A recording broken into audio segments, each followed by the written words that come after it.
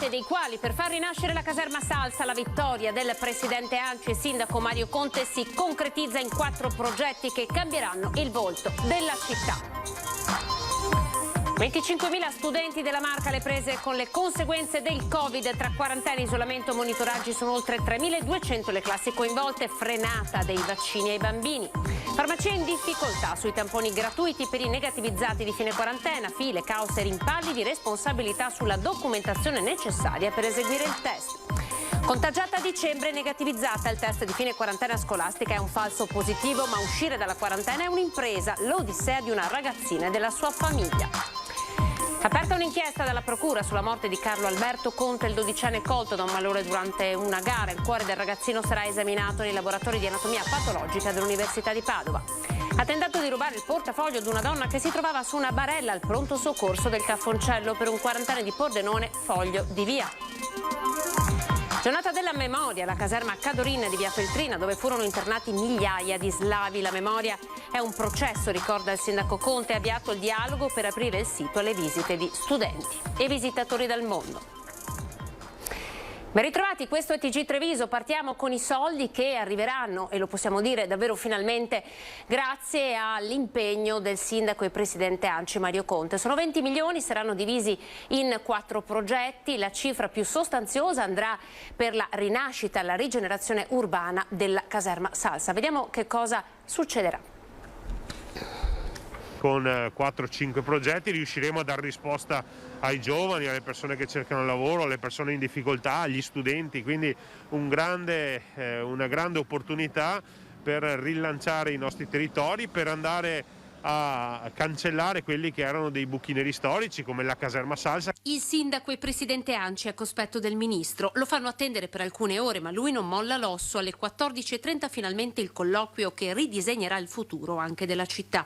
Sapevo che sarebbe stata una battaglia più grande di me, rivela fuori microfono, ma le briciole che sarebbero arrivate al Veneto e a Treviso dal PNRR erano un'umiliazione.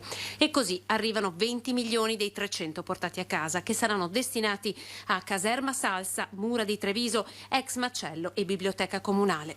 Per la Salsa, passata di recente dal demanio all'amministrazione, si tratta di una vera e propria rigenerazione. Ci sarà un hangar dedicato allo sport, un hangar dedicato alle start-up, uno spazio probabilmente per uno studentato, per le associazioni, un bosco urbano culturale, insomma le novità sono davvero tante. Idee chiare soprattutto per non farsi tradire dai tempi stretti, progetti già sulla carta.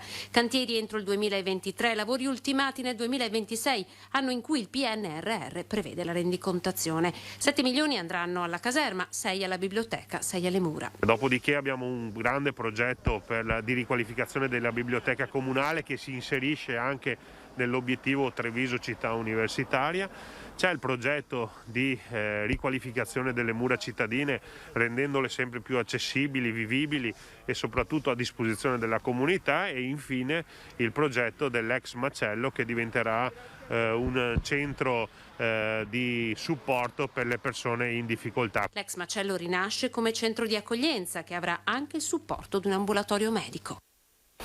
Siamo al Covid, 25.000 studenti della provincia di Treviso alle prese con le conseguenze del Covid tra isolamento, quarantene e monitoraggio. Intanto, per snellire le code ai punti tampone, dal 1° di febbraio si potrà andare alla casa di cura di Monastiera, al centro di medicina di Conegliano e Vittorio Veneto. Scende leggermente la curva dei contagi come la pressione ospedaliera. Anche nella Marca il quadro è simile a quello regionale, seppure il numero complessivo dei positivi continui ad essere molto elevato. I casi positivi stanno scendendo, chiaro, molto più lentamente, soprattutto legato al fatto che il 31% dei positivi che abbiamo in provincia sono tutti minori, cioè tutti i ragazzi che frequentano le scuole e che quindi sono sostanzialmente asintomatici, ma però danno comunque un numero elevato di casi positivi. 3.276 le classi nelle quali il virus è entrato, per un totale di circa 25.000 studenti coinvolti tra isolamenti, quarantene e monitoraggi. E proprio il fronte delle vaccinazioni vaccinazioni dei più piccoli è quello che sta assistendo ad una vistosa frenata, vuoi anche per l'alto numero di bambini positivi o in quarantena. Solo 549 i prenotati da oggi a domenica. Lanciamo un appello ai genitori, i ragazzi da 5 a 11 anni sono quelli che stanno vaccinando meno ed è importante che lo facciano. Noi capiamo che le scuole sono tanti a casa perché sono in quarantena o positivi, quindi fanno fatica a portare i ragazzi, però chiediamo veramente, siccome l'accesso è libero, possono venire quando vogliono, eccetera, di portarli perché è fondamentale vaccinare per proteggersi. Del resto, quarantene ed isolamenti stanno mettendo in subbuglio il sistema prenotazioni dei vaccini e anche degli adulti. Solo ieri, dei 7.500 prenotati nella Marca, 800 non si sono presentati e cresce il numero dei cosiddetti positivi per caso, persone che scoprono di essere state contagiate andando in ospedale per altre ragioni. Ieri sono stati 57, 2 sono puerpere ricoverate a Montebelluna. Sul fronte tamponi è attiva la prenotazione sul portale dell'ULSS. Ai Covid Point si accede con appuntamento dalle 8 alle 14, ad accesso libero solo il pomeriggio dalle 14 in poi. Dal 1 febbraio alle farmacie si aggiungeranno per i tamponi gratuiti anche la casa di cura Giovanni XXIII di Monastiere, il centro di medicina di Conegliano e Vittorio Veneto. 500 a Monastiere e circa 200 al centro di medicina di Vittorio Veneto e Conegliano, in modo tale da coprire delle aree che oggi sono ancora in difficoltà per quanto riguarda soprattutto le scuole e quindi sgravare i Covid Point. Oltre il Covid, tra riabilitazione, tra interventi e prevenzione, tutte le visite che sono saltate, parliamo di liste d'attesa. 16.269 visite specialistiche e 932 interventi chirurgici. Tante sono le prestazioni cosiddette galleggianti nell'ULSS 2 della Marca, visite ed operazioni che a causa dell'emergenza Covid non sono state effettuate e sono in attesa. Il 2021 è andato meglio rispetto al 2020, quando la pandemia ha travolto il sistema sanitario. Negli ospedali trevigiani è stato infatti recuperato il 40% in più. Garantite le urgenze, gli interventi oncologici, il materno infantile, l'attività chirurgica sta recuperando nonostante la quarta ondata. L'attività di recupero è cominciata relativamente recentemente, perché parliamo da agosto del 2021. In questo periodo, nell'ultimo quadrimestre, sicuramente c'è stato un aumento delle prestazioni che siamo riusciti a offrire alla popolazione e alla cittadinanza. Tuttavia siamo ancora in piena fase di recupero di quello che erano le prestazioni che sono state sospese nel periodo del Covid. Io conto di riuscire ad abbattere la lista d'attesa perlomeno urgente in capo a qualche mese, se non 1 o 2 mesi, almeno le parti più urgenti delle liste d'attesa. Garantite urgenze ed attività traumatologica a Conegliano. Abbiamo avuto un periodo in cui abbiamo recuperato le liste di attesa, ma almeno una parte, poi purtroppo ci siamo dovuti di nuovo un po' rallentare per via della ripresa della pandemia, ma adesso dovremo ricominciare l'attività anche elettiva e dando comunque risposta all'utenza. E noi siamo riusciti come ortopedia a continuare a svolgere almeno la parte, diciamo, di piccola chirurgia anche elettiva, tipo ad esempio il sindrome del tunnel carpale, almeno i pazienti più urgenti, insomma. Diversa la situazione dell'ospedale di Vittorio Veneto, diventato Covid Hospital, con il conseguente trasferimento degli interventi dell'otorino-laringoiatria, eccellenza della struttura, a Conegliano. Un'attività chirurgica per pazienti oncologici e per quel che riguarda le urgenze. A mio modo di vedere anche qualitativamente molto buona, perché l'ospedale di Conegliano è in grado di sostenere una nostra attività chirurgica, che è un'attività altamente specialistica e un po' particolare. Rientreremo a Vittorio Veneto non appena le condizioni pandemiche lo consentiranno. Rientreremo al settimo piano, un settimo piano dell'ospedale che è stato tutto completamente ristrutturato. È stata aperta un'inchiesta sulla morte di Carlo Alberto Conte, il 12enne colto da un malore dopo una gara di atletica a Vittorio Veneto. Intanto tutta la comunità di Padova si stringe attorno alla famiglia.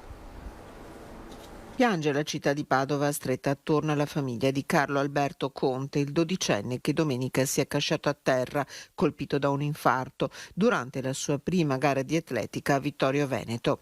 Sull'episodio la Procura di Treviso ha aperto un fascicolo, un atto dovuto per permettere all'equipe di Cristina Basso, docente di anatomia patologica dell'Università di Padova, di fare luce su quanto accaduto.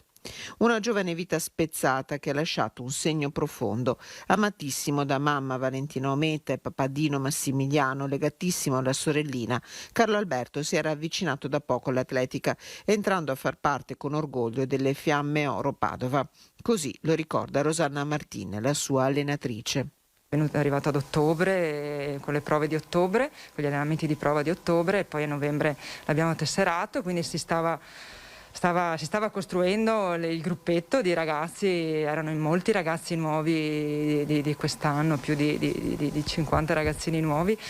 Quindi è un ricordo bello, perché lui un po' alla volta è entrato dentro, un po' alla volta gli piaceva sempre di più e veniva con entusiasmo. Noi facciamo 3 allenamenti, ma lasciamo la scelta di venire 2 volte. Lui è sempre venuto tutte e 3 le volte, e anche i genitori ci hanno fatto capire che ci teneva, e anche li spingeva parecchio a farsi accompagnare l'allenamento. Era da scoprire. Un lutto per la famiglia che 6 anni fa aveva detto addio al giovane fratello della mamma, Luca, grazie al quale è nata una fondazione a lui intitolata che raccoglie fondi per la lotta contro i tumori al cervello. Un lutto per i suoi compagni di classe. Carlo Alberto frequentava la seconda media alla scuola Pascoli. Con i ragazzi è già al lavoro uno psicologo per aiutarli a capire e rielaborare. Il cuore di Carlo Alberto sarà esaminato da un'equipe di anatomia patologica dell'Università di Padova. La sua morte, spiega la professoressa Cristina Basso, aiuterà molti altri ragazzi e molte persone. Noi non possiamo più fare nulla nel caso di Carlo Alberto, come è successo in altri casi anche recenti che sono finite purtroppo sulle prime pagine dei giornali, però quello che vorremmo è che almeno da questi casi si possa capire di più, per la famiglia e per tutti i ragazzi e tutti gli sportivi che ovviamente vorrebbero fare questa attività fisica in sicurezza, ma non solo per loro, anche per la popolazione generale. Un cuore per la ricerca, per sostenere tanti bambini, ragazzi, sportivi.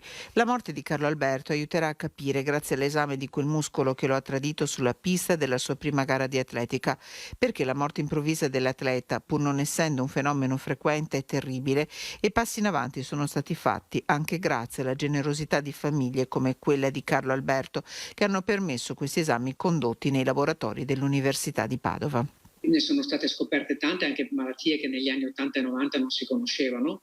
L'averle scoperte proprio dallo studio anatomopatologico, purtroppo troppo tardi, ma è servito, perché questo poi ha permesso di correlare queste malattie che si sono trovate da questi studi con i dati clinici, quindi cosa c'era all'elettrocardiogramma di questi ragazzi o di queste ragazze, cosa c'era all'ecocardiogramma, cosa c'era nei sintomi precedenti, e mettendo insieme le due cose un po' alla volta si è capito che questi segni e sintomi potevano essere il campanello d'allarme per pensare a quella malattia che un po' alla volta si è conosciuta sempre meglio.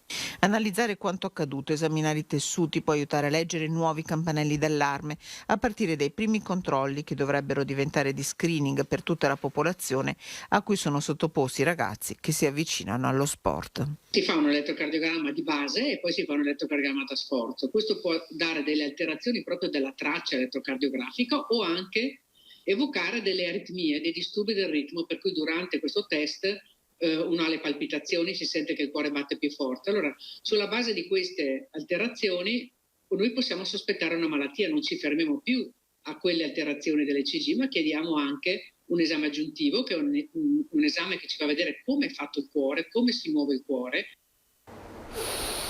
La comunità è sotto shock per la morte di Mario Segat, schiacciato ieri sera dal trattore. L'incidente è avvenuto in via Menegon in Val Lapisina. Sono stati attimi terribili. A trovare il marito sotto il trattore è stata la moglie, che non lo aveva visto rientrare per cena. La vittima, Mario Segat, 60 anni, era uscito di casa intorno alle 14 per svolgere la sua attività nei campi in via Menegon.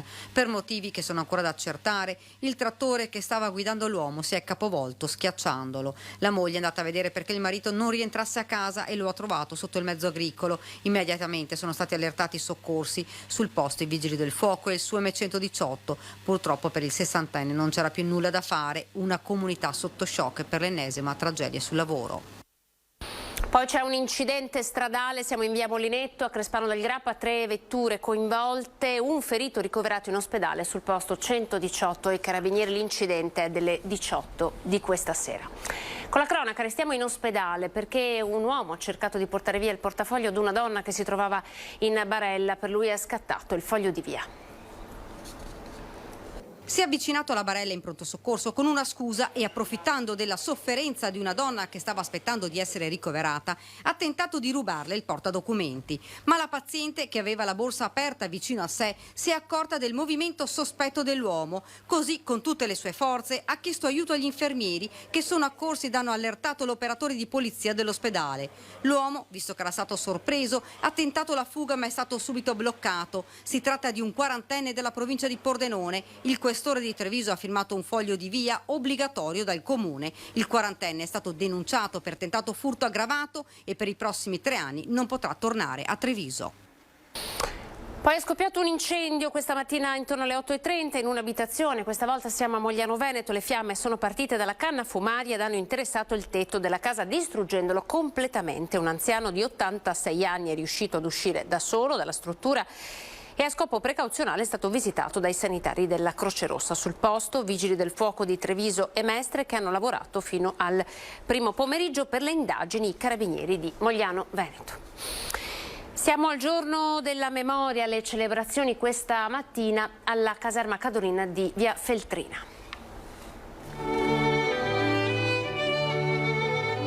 Niente al mondo è avvenuto con tale pervicacia mania ossessiva, con un dispendio di risorse esclusivamente indirizzato all'annullamento di uomini, donne, vecchi e bambini sulla base di inesistenti e ignobili motivazioni razziali. Il 27 gennaio 1945 furono aperti i cancelli di Auschwitz e nelle settimane successive quelli di tutti gli altri campi di concentramento e di sterminio costruiti dalla macchina dell'orrore nazista. Il mondo apprese dell'inferno realizzato in terra, la ferocia del nazismo e la sofferenza inflitta ai deportati. Qui, all'interno della caserma Cadorin, furono internati migliaia di civili slavi, cittadini italiani, tra il 1942 e il 1943, a seguito dell'istituzione il 3 maggio del 1941 della provincia di Lubiana. 200 di loro morirono, tra questi 43 bambini. Accanto al muro, sotto al filo spinato, questa mattina in occasione della giornata della memoria, la città di Treviso ha posto così una corona d'alloro. Trovo che questo posto, lo dicevo poco fa al sindaco e al comandante, sia molto significativo, tant'è che pensavamo già che anche nei prossimi anni, oltre a questa cerimonia di deposizione della corona e di ricordo, possiamo anche ampliare con le cerimonie di consegna delle medaglie d'onore ai deportati all'interno della caserma stessa, ovviamente nel momento in cui avremo superato questo triste momento. La caserma diventa il luogo della memoria, che proprio per questo dovrà essere accessibile a tutti, agli studenti delle scuole, ma anche ai visitatori del mondo, perché la memoria non sia solo uno stato, ma un processo che deve cambiarci e renderci consapevoli anche nelle azioni quotidiane, a tutti i livelli e in tutte le sedi. Così il sindaco di Treviso, Mario Conte. È l'unico che è ancora visitabile, che si conserva così com'era, quindi è un luogo della memoria fondamentale. Faremo in modo di attivare un progetto con tutte le procedure che sono necessarie per entrare in questo tipo di spazio, in modo che le scolaresche possano entrare, conoscere e andare a calpestare il luogo dove migliaia di persone sono state detenute. Torniamo ad occuparci di Covid perché ci sono evidenti difficoltà all'interno delle farmacie, caos e rimpalli di responsabilità per l'effettuazione dei tamponi di fine quarantena. Pare ci sia un codice che spesso non è presente nella documentazione necessaria per poter effettuare il tampone in farmacia. Diciamo che dopo il proclama di Zaia di sabato scorso, senza indicazioni operative, ci ha messo in grossa difficoltà. Caos e code non accennano a diminuire dopo che la Regione ha ottenuto il consenso del governo per il tampone di fine quarantena nelle farmacie. L'obiettivo per la Regione era semplice: evitare le attese nei Covid Point e facilitare il riottenimento del Green Pass per chi, superato il contagio, si è negativizzato. Più semplice da dirsi che a farsi, le difficoltà per noi aumentano ogni giorno, denunciano in queste ore i farmacisti. Comunicazioni inesistenti e personale da tempo in sofferenza non aiutano risultano, senza contare la gente in coda fuori dai nostri esercizi, sempre più in ansia e tesa. Vengono qua e anche stamattina, poco fa, abbiamo dovuto mandare via un cliente perché non aveva la documentazione necessaria e ripeto, anche noi siamo qua di ora in ora che riceviamo delle comunicazioni discordanti su quello che dobbiamo richiedere alle varie persone per fare un fine isolamento, per fare un fine quarantena, e ci stiamo mettendo veramente in difficoltà già dopo mesi veramente intensi. Per la Regione il tampone di fine quarantena si può eseguire anche con la ricetta elettronica o la comunicazione del medico di base o del pediatra, per i farmacisti invece solo con la prenotazione del SISP. La confusione regna sovrana. Vengono con delle ricette da parte del medico che però a tutt'oggi noi non possiamo accettare, perché queste sono indicazioni che ci hanno dato ieri sera. Potenzialmente le farmacie sono pronte, ma di fatto i nodi da sciogliere sono ancora molti. I farmacisti chiedono chiarezza da parte della Regione. Quello che noi chiediamo è che tutto venga concertato con dei tempi diversi, che non veniamo catapultati in qualcosa che non conosciamo in tempi brevissimi. Capisco che la situazione sia difficile, però se ci viene chiesto qualcosa prima e assieme troviamo una soluzione, dopo siamo tutti più pronti. Ora vi raccontiamo un caso limite, andiamo a Castelfranco, le peripezie di una mamma di fronte al falso positivo della figlioletta. Positiva al tampone rapido di fine quarantena scolastica, ma il Covid era entrato in casa Ballan ancora a dicembre. Mamma, papà, 5 figli, tutti positivi, tutti negativizzati con tampone molecolare del 30 dicembre. Ecco perché la mamma non ci vede chiaro e chiede al pediatra di prescrivere un tampone molecolare alla figlia, il cui esito conferma i suoi sospetti. Si tratta di un falso positivo. Da lì ho cercato di muovermi per interrompere questa quarantena, ma non è facile, anzi è molto complicato. Non c'è un metodo univoco che possa valere per tutti.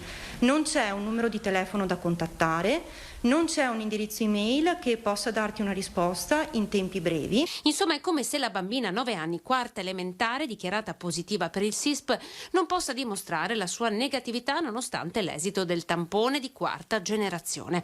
Nessuna risposta per interrompere la quarantena né dall'URP né dal 1500 né dalla Regione. L'ultima soluzione restano gli affari legali dell'ospedale. Il pediatra conferma intanto che per circolare del 17 gennaio 2022 a loro non compete il certificato di guarigione.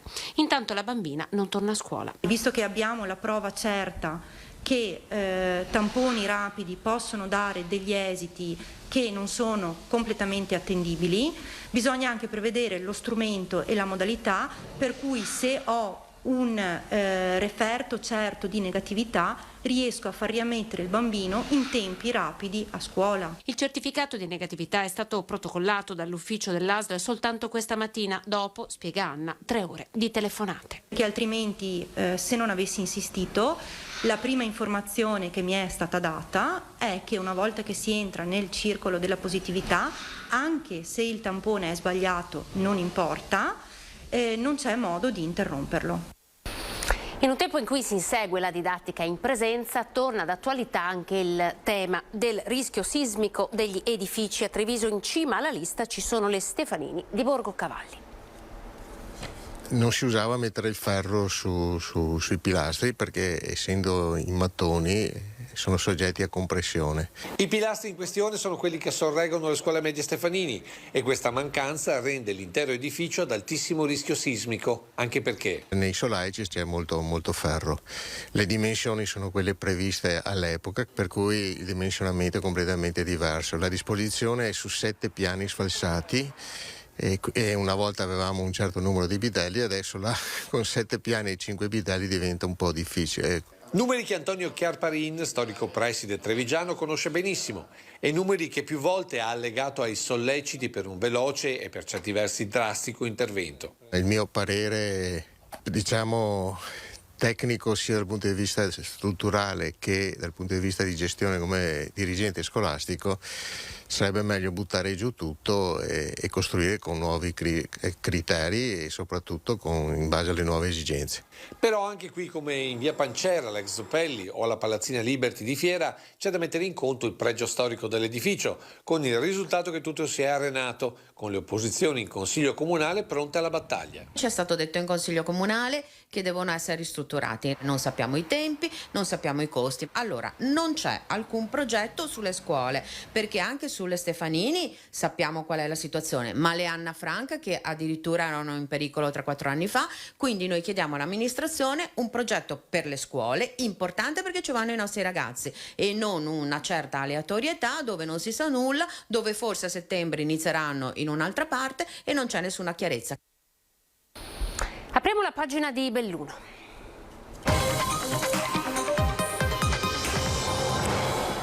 C'è stato un incidente stradale purtroppo mortale, ve lo diamo in apertura, falciato in bicicletta mentre andava a lavorare alla Luxottica. È morto così Alberto De Villa Gobbo, 52 anni, di Sedico, che questo pomeriggio intorno alle 14 è stato investito da una BMW guidata da un 49enne del posto che lo ha travolto mentre dal centro del paese si accingeva a svoltare in via Seghe di Villa. La tragedia si è consumata all'altezza dell'incrocio per l'Andris davanti al bar da Mario. L'impatto è stato fatale all'uomo, morto praticamente sul colpo per politrauma. Inutili soccorsi, seppur tempestivi. Sul luogo dell'incidente sono arrivati i sanitari del SUEM, i vigili del fuoco e i carabinieri di Mel che hanno eseguito i rilievi di legge.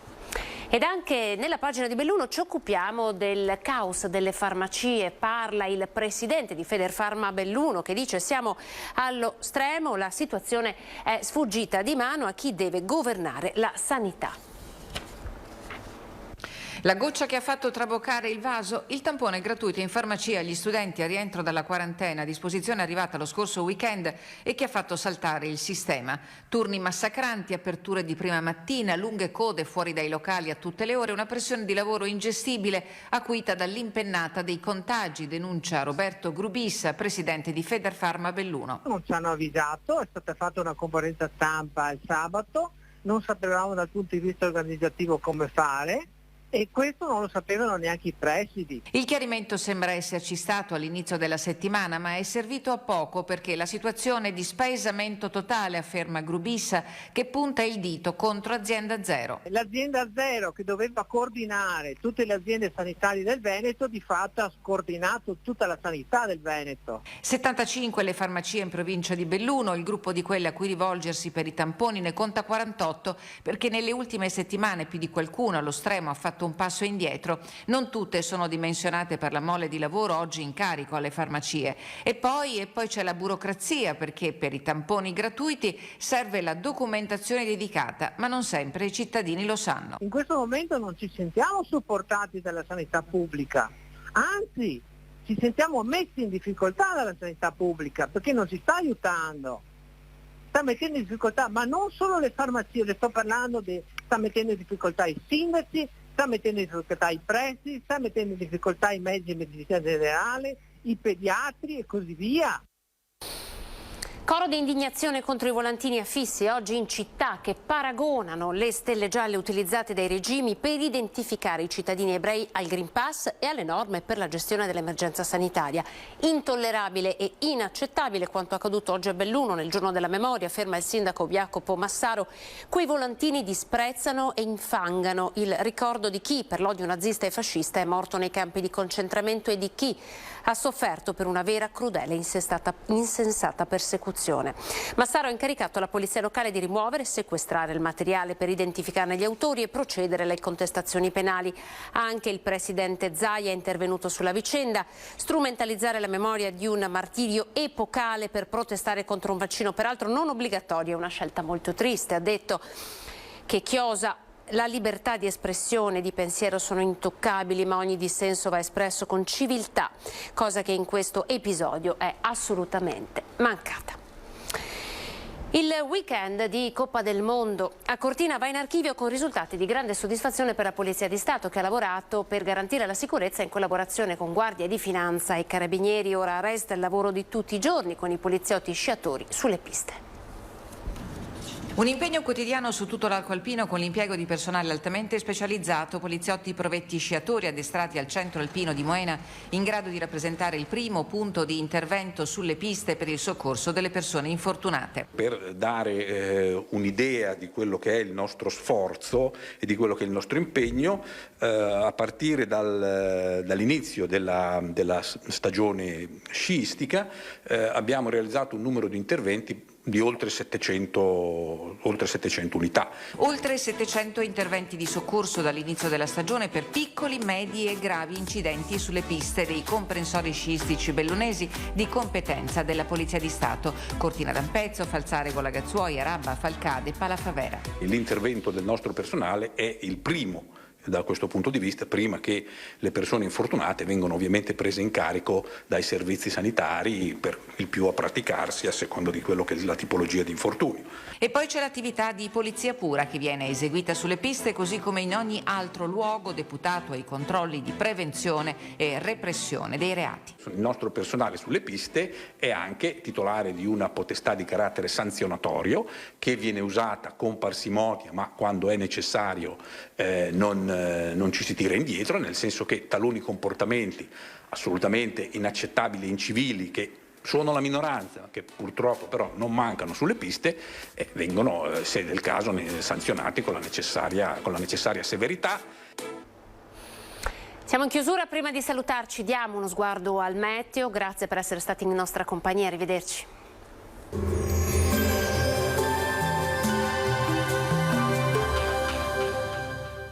Aglio bianco Polesano DOP, oro bianco del Polesine, prezioso alleato della salute con uniche e molteplici proprietà.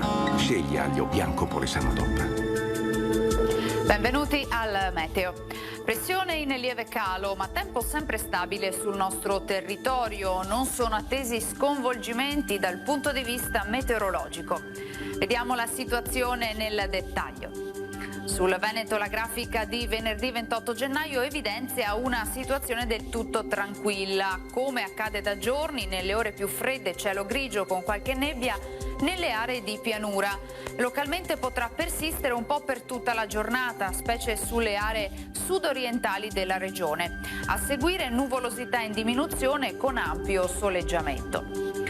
Temperature stazionarie con variazioni di carattere locale, minime tra -3 e 2 gradi, massime tra 5 e 7 gradi. Ci spostiamo ora sul Friuli Venezia Giulia, locali addensamenti anche qui inizialmente, ma col passare delle ore avremo più sole. Temperature minime tra -1 e 3 gradi, massime sui 6-9 gradi. Infine diamo uno sguardo al Trentino Alto Adige, dove avremo bel tempo, asciutto e stabile, con cielo soleggiato e in prevalenza sereno. Temperature minime intorno allo 0 o di poco inferiori, massime sui 10 gradi. Dal meteo di Antena 3 per ora è tutto, grazie per l'attenzione, arrivederci al prossimo aggiornamento.